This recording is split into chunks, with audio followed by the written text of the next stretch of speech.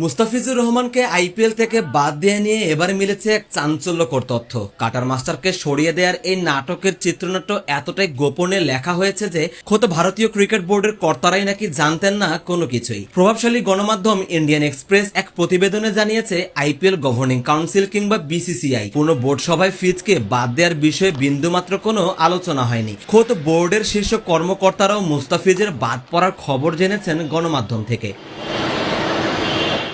অর্থাৎ পর্দার আড়ালে গুটি কয়েক শীর্ষকর্তার একগুঁয়েমিতেই কপাল পুড়েছে টাইগার পেসারের। কোনো নির্দিষ্ট কারণ ছাড়াই শুধু পারিপার্শ্বিক পরিস্থিতির অজুহাতে দল থেকে ছেঁটে ফেলা হয়েছে মুস্তাফিজকে।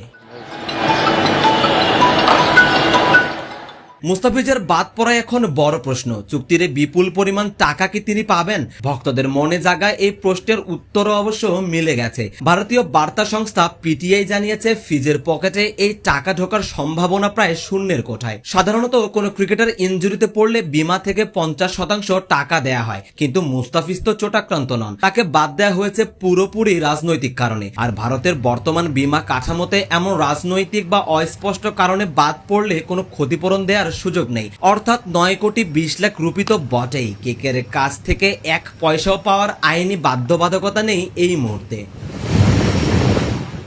তবে কি এই অবিচার মুখ বুঝেই সইবেন মুস্তাফিজ? আইপিএল কর্মকর্তাদের মতে এই ঘোর অন্যায়ের প্রতিকারে মুস্তাফিজের সামনে এখন আইনি পথ ধরা ছাড়া আর কোনো বিকল্প নেই। চুক্তির শর্তভঙ্গ আর জাতিগত বৈষম্যের অভিযোগ তুলে ফিজ চাইলেই আন্তর্জাতিক ক্রীড়া আদালত বা সিএএস এর দ্বারপ্রান্ত হতে পারেন। যদিও ভারতের আইনি জটিলতা এড়িয়ে কোনো বিদেশি ক্রিকেটার সচরাচর এই পথে হাঁটতে চান না।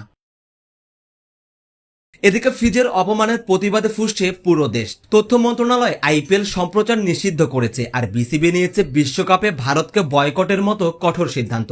আগামী 7 ফেব্রুয়ারি থেকে শুরু হতে যাওয়া টি-20 বিশ্বকাপে ভারতকে এক প্রকার বর্জনই করেছে বাংলাদেশ। বিসিবি স্পষ্ট জানিয়ে দিয়েছে, যে দেশে একজন ক্রিকেটারের নিরাপত্তা ও সম্মান নেই, সেখানে পুরো দল নিয়ে যাওয়া প্রায় অসম্ভব। তাই বাংলাদেশের ম্যাচগুলো ভারত থেকে সরিয়ে শ্রীলঙ্কায় নেওয়ার দাবি এখন আইসিসির টেবিলে, যেখান থেকে মিলেছে সবুজ সংকেত।